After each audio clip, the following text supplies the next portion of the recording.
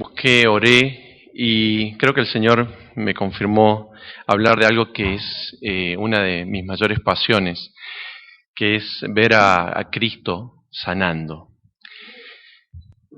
Hay un pasaje en Hebreos, en el capítulo 3, el verso 8, que dice: Jesucristo es el mismo ayer, hoy y siempre.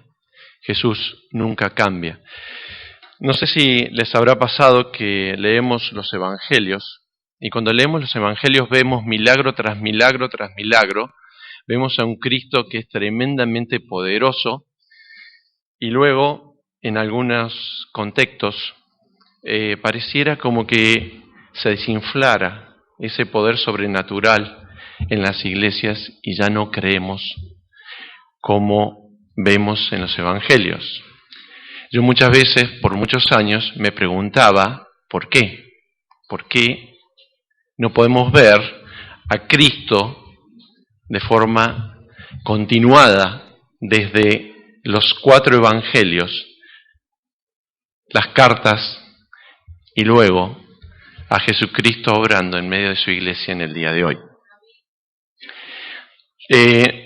Yo puedo recordar algunas sanidades divinas que he presenciado y que he tomado conocimiento, pero yo recuerdo, le pedí permiso a Benjamín para poder contar una historia. Benjamín cuando tenía, y él me ha autorizado, Benjamín cuando tenía 3 años, cuando tenía 1 año nos fuimos a Canadá. Benjamín escuchó español durante todo ese año y en 48 horas pasó un contexto donde no entendía absolutamente nada en su mente de bebé. Y luego pasó el 2.º año, pasó el 3.er año y Benjamín no hablaba y nos empezamos a preocupar. Entonces empezamos a orar con nuestra esposa, con mi esposa empecé a orar. Y le decía a Silvina, oremos por Benjamín. Resulta ser de que Silvina en ese momento ayudaba ahí en la iglesia, en Canadá, y tuvo que ir después de un culto, creo, durante la semana, a la oficinita ahí donde ella estaba, y en esa oficina había una cruz muy grande. Y escucha una voz de atrás que dice: Jesús murió en la cruz. Jesus died on the cross. Entonces se dio vuelta a Silvina porque Benjamín no hablaba. Y lo mira y le dice: ¿tú dijiste eso, Benjamín? Y Benjamín mira y dice: sí, yo dije eso. Eso fue una contestación a la oración muy poderosa. Pero recuerdo, en la próxima filmina, ¿por qué este ambiente de incredulidad? ¿Por qué hay un ambiente de incredulidad? Y a veces es como la incredulidad puede llegar a ser como esa piedra que tú tiras en el agua y hace un efecto y se desparrama por todos los contextos y muchas veces nos preguntamos por qué no creemos como en los evangelios. En la época de la modernidad, a fines del siglo XIX, principios del siglo XX, hubo un mover teológico junto con este mover de la revolución industrial y que al hombre se lo entroniza en el centro y se lo saca a Dios del medio. Este mover de sacar a Dios del medio no solamente influenció al contexto secular, sino también que influenció el pensamiento teológico. Y yo quería citar brevemente lo que dijo un hombre que se llamaba Rodolfo Bullman. Él dijo, en la filmina siguiente, él dice: la imagen del mundo que funciona en el Nuevo Testamento es mítica, por lo que contrasta con la imagen del mundo propia de la ciencia moderna. Y sigue diciendo: la presentación de Jesús en el Nuevo Testamento no es historia, sino mito. Son mitos que no tienen validez para el hombre del siglo XX, que cree en hospitales y no en milagros, en penicilina y no en oraciones. Esto lo dijo un teólogo. Y a mí me contaron un chiste. Dice que Billy Graham había invitado a un montón de líderes a pasar para conocer al Señor. Y muchos líderes se paraban y querían pasar al frente.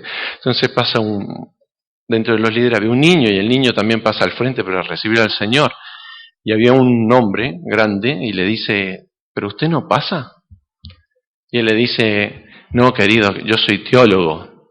Ah, le dice el niño, ese pecado también te lo pueden perdonar. A.B. Simpson, que es el fundador de la Alianza Cristiana y Misionera, él también veía esta incredulidad. Y él dice, se manifiesta en su tiempo, en el principio del siglo XX, él dice, se manifiesta un espíritu de tradicionalismo descreído y de racionalismo frío, tradicional y teológico, que hace necesario que pugnemos por la fe que una vez fue entregada a los santos. Y yo creo que hoy en día debemos pugnar, debemos esforzarnos a tener fe nuevamente. De cierto os digo, dijo Jesús, el que cree en mí, las obras que yo hago, él también las hará, y aún mayores, porque yo voy al Padre. Esa es una confirmación de que el poder vibrante de Dios está disponible en nuestras manos en el día presente. Estas corrientes teológicas del siglo XX, lo que hicieron fue impregnar el mundo con incredulidad. Ahora hemos leído Santiago 5 y aparece algunos elementos como la unción con aceite. Entonces lo que hice fue ir y ver los antecedentes bíblicos que tenemos de la unción con aceite. El primer antecedente bíblico que nosotros tenemos está en Éxodo 40, o al menos escogí este pasaje, porque en Éxodo 40 hay una instrucción de Dios para instruir a su pueblo, valga la redundancia, para santificar todo lo que iba a ser consagrado para el servicio a Dios. Dice así, el sacerdocio, la unción, santificación y consagración. En ese pasaje se habla de algunas características muy particulares. Si abren sus Biblias en Éxodo 40, dice, y tomarás el aceite de la unción y ungirás el tabernáculo, en el verso 9, y todo lo que está en él, y lo santificarás con todos sus utensilios, y será santo. Y será santo, apartado para el servicio a Dios. Luego en el verso 13 dice, y harás vestir a Aarón las vestiduras sagradas, y lo ungirás, y lo consagrarás, para que sea mi sacerdote. Había una idea de ungir el sacerdocio, para que en la unción del sacerdocio se santificara al cuerpo de sacerdotes y también todo lo que se usaba para servir en la adoración a Dios. A los reyes, en el Antiguo Testamento, también se los ungía con aceite. A David se lo ungió con aceite, y cuando se lo unge con aceite dice que Samuel tomó el cuerno del aceite y lo ungió en medio de sus hermanos. A partir de aquel día vino sobre David el Espíritu de Jehová. Se levantó luego Samuel y regresó a Ramá. Había una práctica de ungir con aceite todo aquello que era consagrado a Dios, que era santificado. Y encontramos una referencia de sanidad cuando Jesús manda a los discípulos en una misión. Hay que recordar que los discípulos que fueron enviados, está Mateo, que luego hay un pasaje que voy a citar de Mateo 8:17, está Santiago, el que hace el desarrollo en Santiago 5, y también está ahí el resto de los discípulos. Marcos no estaba, pero bueno, son los 12 discípulos que fueron enviados. Y cuando Jesús los envía con este encargo. Y saliendo, predicaban que los hombres se arrepintieran y echaban fuera muchos demonios, ungían con aceite a muchos enfermos y los sanaban. Este es otro antecedente bíblico, que Jesús usa para la sanidad divina en Marcos 6:12. Ahora, la sanidad divina. La sanidad divina es un privilegio que ha sido dado al pueblo de Dios. Por eso me gustó mucho la foto de esto que podemos recibir y que brilla, y estas manos que muestran algo que brilla. Es algo que está dentro de la provisión de la expiación. Y ya voy a explicar un poquito más de qué se trata. Pero antes de entrar en algunos antecedentes bíblicos, como en Isaías 53, me vino a la mente hablar un poco de qué quiere Dios cuando Él nos invita a ser santos. Yo creo que cuando Dios nos invita a ser santos, Él nos invita a pasar de ser sujetos pasivos en la vida a pasar a sujetos activos. ¿Qué quiere decir ser un sujeto activo? Que yo participo, que yo tomo decisiones que hacen bien, que traen bienestar a mi propia vida. Y creo que la medicina tradicional hoy en día está cambiando, porque hoy en día está prestando más atención a realidades que el hombre no son tangibles como el cuerpo, pero sí está el alma, las condiciones sociales donde te encuentras y la cuestión espiritual, que también es trascendental tener en cuenta.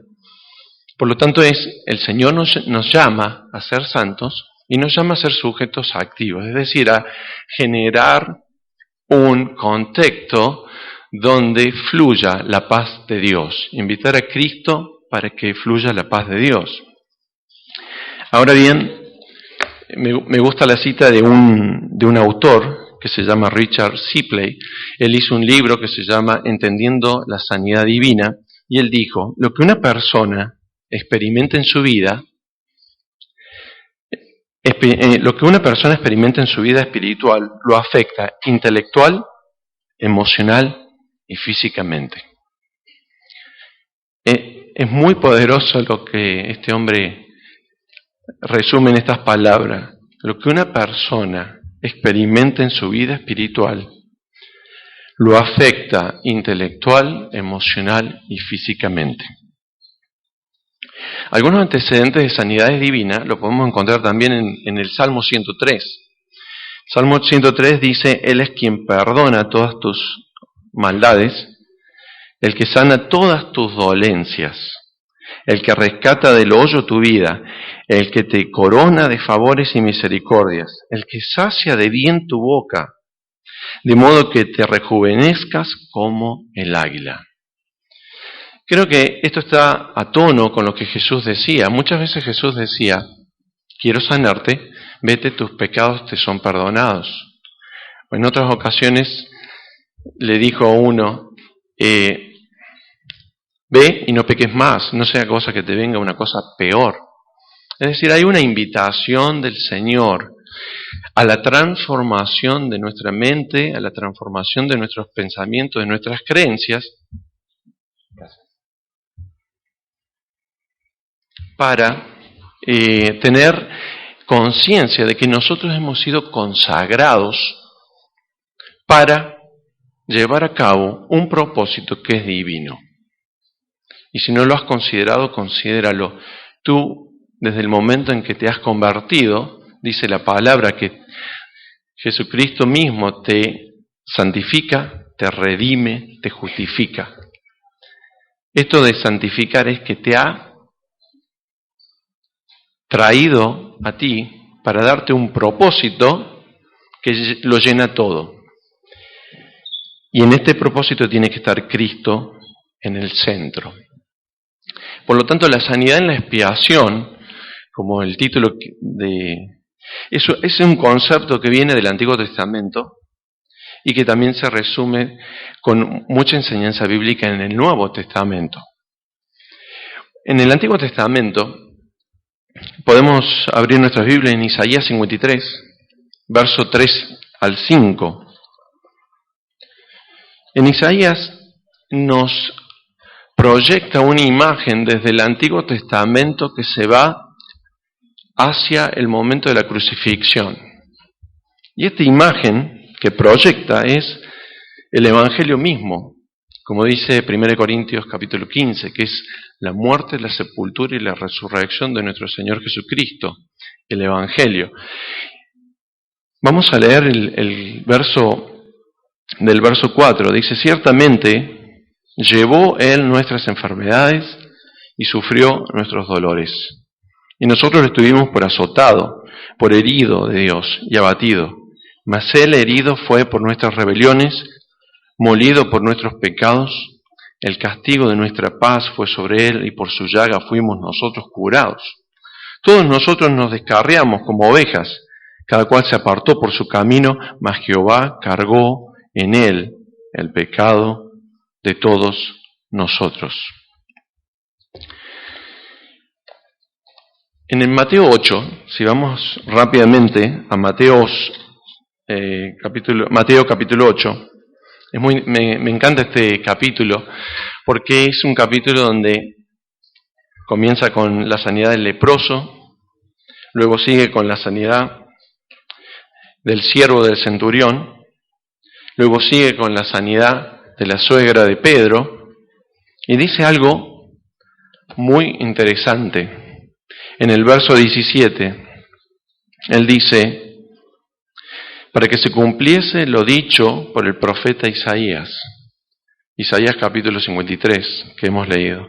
Cuando dijo: Él mismo tomó nuestras enfermedades y llevó nuestras dolencias.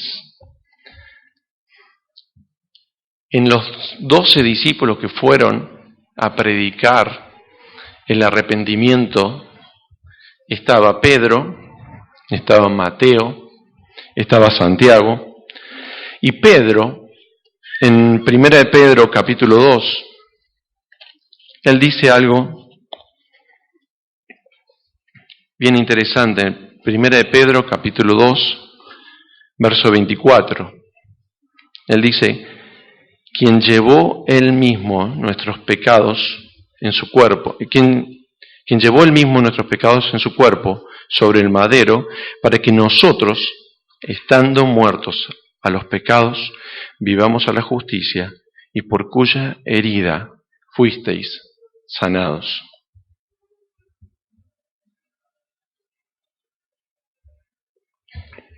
Estas son algunas citas bíblicas que nos hablan de la sanidad divina en el contexto de la expiación, en el contexto de que Cristo murió no solamente por nuestra faz espiritual, sino que Cristo murió por todo nuestro ser, nuestro cuerpo, nuestra alma y nuestro espíritu.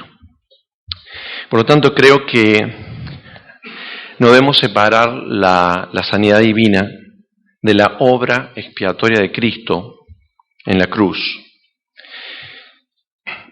Y el Evangelio habla, en la próxima filmina, el Evangelio habla de la vida misma de Cristo fluyendo en nuestro ser para vivificar nuestro ser completamente. Por lo tanto, la sanidad divina está estrechamente vinculada con la persona de Jesucristo, morando en nuestro ser. Con la persona, y no solamente la persona, con su vida, con su enseñanza y su obra. Por lo tanto, creo que este concepto de la sanidad de Dios brota de la sublime expresión de la conquista de Cristo en la cruz, que fue una conquista sobre el pecado, la muerte y la enfermedad, y que impacta la totalidad de nuestro ser. Ahora, yo me he hecho muchas preguntas, muchas veces, ¿por qué Cristo nos sana siempre? Otras veces me pregunto, ¿por qué Cristo sana algunas veces? Creo que también debo considerar que esto es un misterio de Dios. Y como misterio de Dios, no estoy en capacidad de dar todas las respuestas, pero sí creer de que este Dios que es increíblemente misericordioso, de su corazón brota amarnos y cuidarnos. Lo que sí creo que Dios, como persona que es, se relaciona con nosotros en términos personales. Por lo tanto, no creo en algunas líneas un poco radicales en cuanto a sus teologías, veo que se hace de la sanidad divina como una especie de show, mostrando la exhibición de un Dios increíble y poderoso que cae poder del cielo y sana. Veo que a veces se objetiviza al hombre, se lo pone al hombre como un mero recipiente de poder para una restauración, que en definitiva muchas veces sucede, porque Dios en su soberanía accede a dar poder y sanar gente en esos contextos también. Pero sí creo de que Dios, como un Dios personal, Él quiere que nosotros disfrutemos de una relación íntima con Él. Y que en esa relación íntima con Él anhelemos ser transformados, anhelemos transformar nuestra manera de pensar, reevaluemos nuestras creencias y que anhelemos escudriñar su palabra y descubrir los misterios que Dios tiene en su palabra. Por lo tanto, creo que Dios se compadece profundamente, como también lo hemos leído en la Biblia, cuando veía gente quebrantada y pertrecha por la necesidad tan tremenda de recibir sanidad.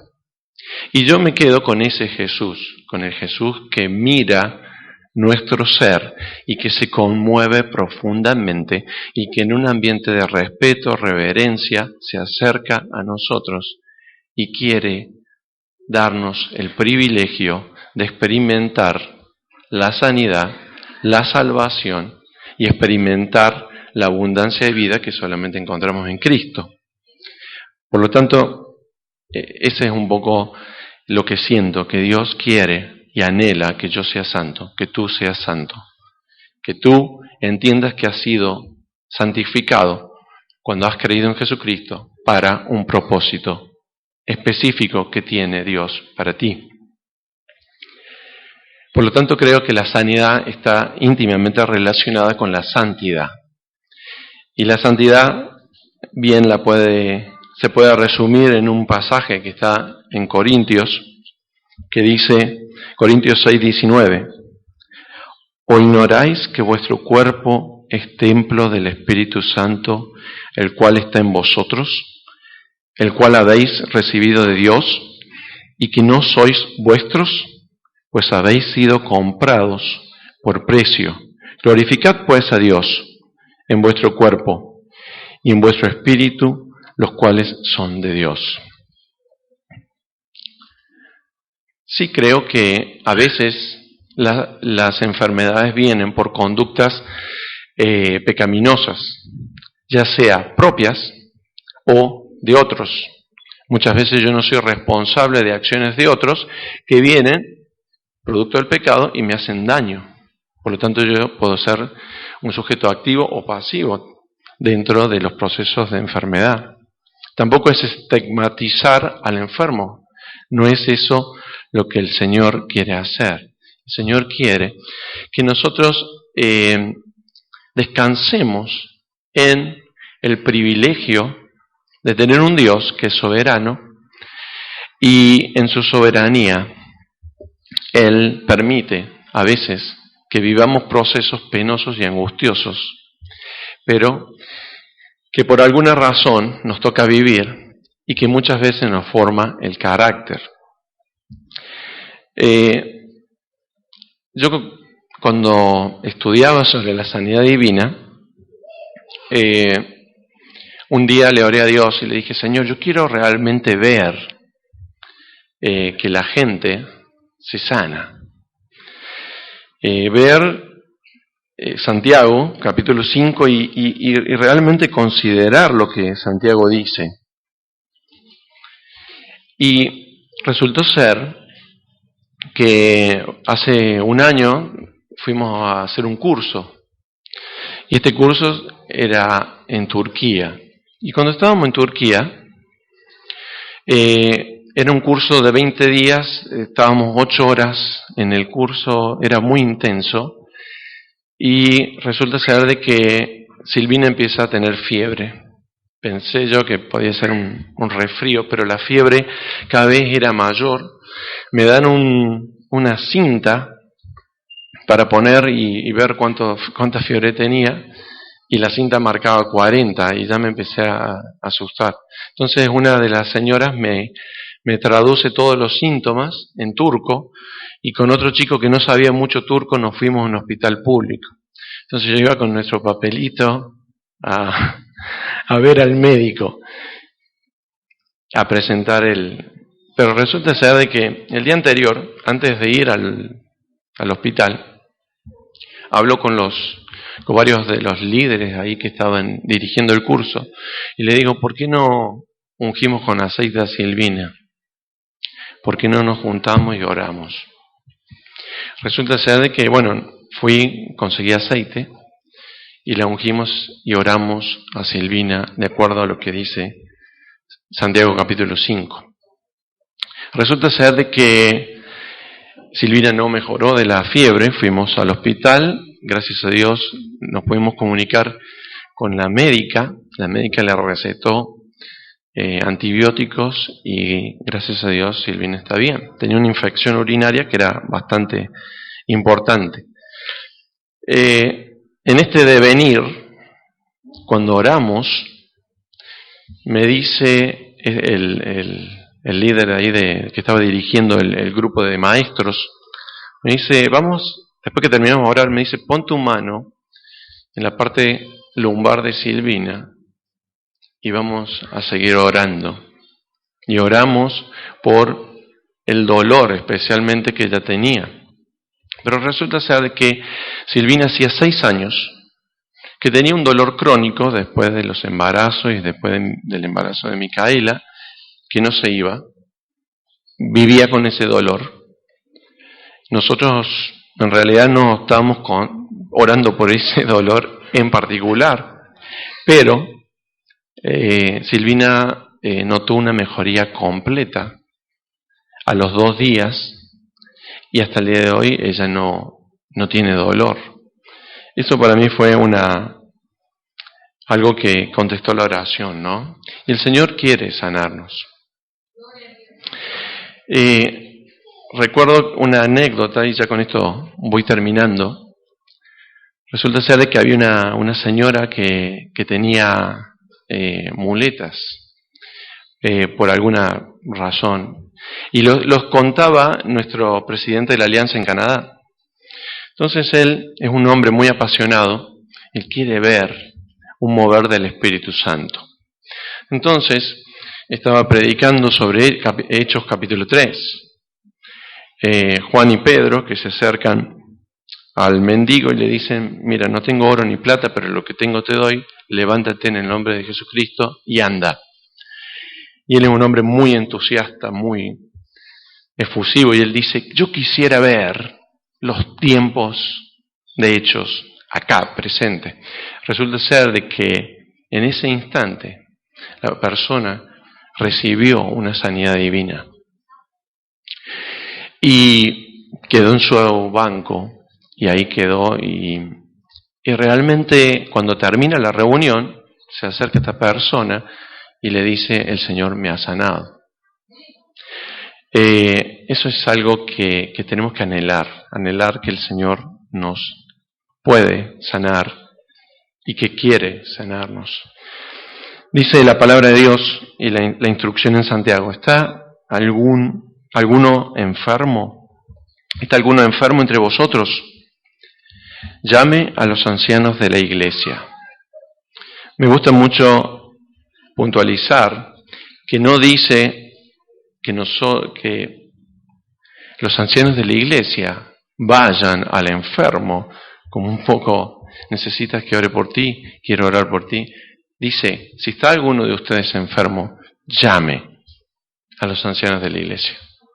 Ese es Es un principio, sujeto activo. Tú llamas. Tú dices, yo quiero que estas personas vengan y oren por mí. Llame a los ancianos de la iglesia. Oren por él, los ancianos, ungiéndoles con aceite en el nombre del Señor. Y la oración de fe salvará al enfermo. La Nueva Versión Internacional dice, la oración de fe sanará al enfermo. Y el Señor lo levantará. Luego, dice Santiago, y si hubiere cometido pecados, le serán perdonados. Confesaos vuestras ofrendas unos a otros y orad unos por otros para que seáis sanados. La oración eficaz del justo puede mucho. Y creo que en el contexto de Santiago hay una instrucción a buscar un tiempo entre los ancianos y la persona que ha llamado a los ancianos, a tener un tiempo de reverencia ante Dios, un tiempo de adoración a Dios, un tiempo de comunión con Dios, con los hermanos, un tiempo de reflexión. Los ancianos de la iglesia tienen dones de sabiduría, de discernimiento, de consejería, dones de instrucción. Y esos ancianos van a dejarse llevar por el Espíritu Santo, haciendo las preguntas o invitando al Espíritu Santo a que venga y nos sane. Por eso quiero cerrar este pasaje con esta cita de Sipley, que dice: lo que una persona experimenta en su vida espiritual lo afecta intelectual, emocional y físicamente.